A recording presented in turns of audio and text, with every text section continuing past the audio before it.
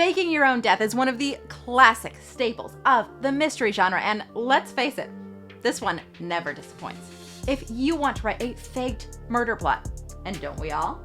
This video will be your go-to resource. We are going to talk about 6 reasons why characters fake their deaths, and we're going to talk about the 3 big tactics that let them get away with it. Now, when you want to fake your death, you've got one big problem. Well, you probably have several, but the most pressing one is this: the body problem. See, most of us, when we die, we leave behind a body, and apart from a couple of very important changes, it looks just like us. It's got our face, our fingerprints, our teeth, and figuring out how to keep your own body walking around over here while other people think it's taking a dirt nap over there, that's the body problem. That's the circle your character and you need to square in order to create a believable plot. The first way to handle the body problem is to stage a no-body plot. This could be based on a narrative that allows the body to be missing, such as kidnapping, death at sea, or abandonment in the wilderness. In Sleeping with the Enemy, terrorized wife Laura Burney wants to escape her abusive husband. So she decides to work a no-body plot by faking her death by drowning. Every way of handling the body problem comes with one big difficulty, one big challenge your character has to overcome. And with a no-body plot, the difficulty is this: how are you going to sell witnesses on the narrative? How are you going to make them think that you're actually gone when they have no real physical evidence for your death? Frequently, solving this difficulty comes down to staging something that I like to call a false attack, a specific moment when characters believe that they've just witnessed a death.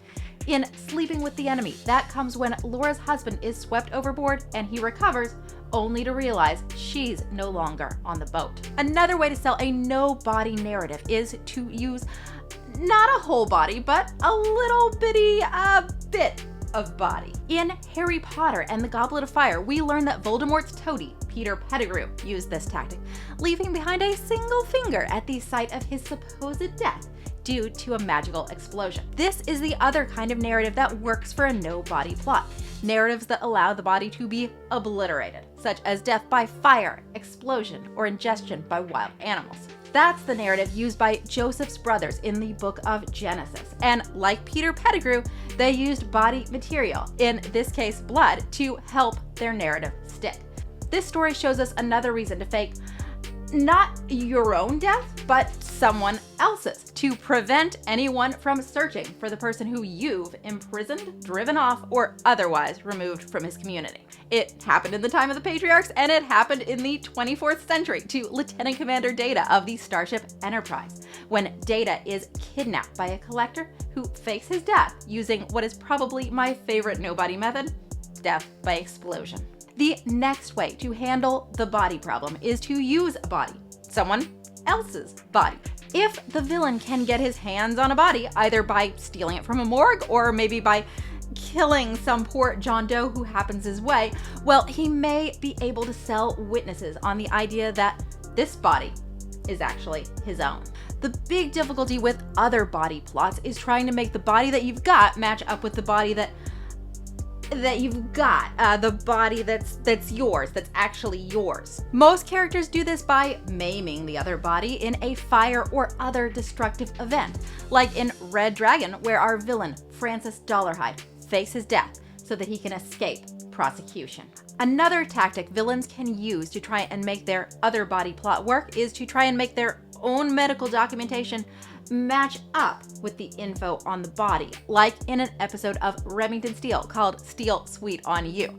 Here, the villain fakes his death, then drops by his dentist's office to replace his own records with those of a dead man. Lastly, if you're writing a mystery that doesn't take place in our own modern world, well, there may be other ways you can make the body look like your own. In an episode of Star Trek Deep Space Nine, the villain grows a clone of himself so that he can kill it, all for the purpose of framing his old nemesis, Station Constable Odo. So, those of you working on a futuristic mystery or maybe a paranormal, put that one in your back pocket. So, this has been a very, very Jane video today. We've done Old Testament, we've done Double Trek.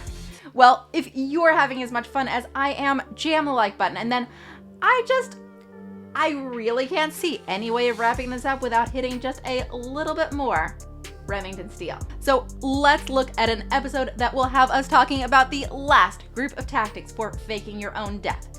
Using a body, your own body. In an episode of Remington Steele called Steel Trap, our sleuths find themselves at an exclusive party on an island where first 1, then 2, then 3 guests are systematically eliminated. Laura decides to fake her own death by falling down the stairs for my personal favorite reason, so you can move around an area unobserved. Laura figures if everyone thinks she's dead, she can snoop on the dwindling pool of suspects and no one will be the wiser.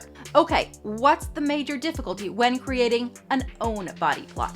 Well, it's convincing anyone that your body, your very living, breathing body, is actually dead. Laura's answer to this is to have an accomplice, her fellow sleuth, testify to her death.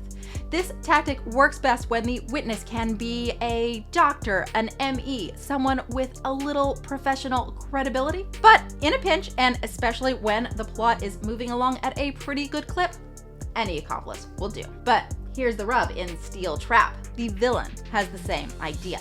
She too faked her death using her own body so she could carry out the murders unsuspected. And the tactic she used is what I call pulling a Juliet, using an artificial substance to make the body appear temporarily dead. So now I hope I've got your juices really flowing regarding how your character faked their death and why, but you've still got one problem. What are the clues that will lead your sleuth to unravel their plot? If you want to learn all about clues and how to make them deep and interesting and a little bit baffling, I'm going to recommend that you watch this video next. It's where I went over a concept that completely leveled up my clue construction game, and I think it could do the same for you.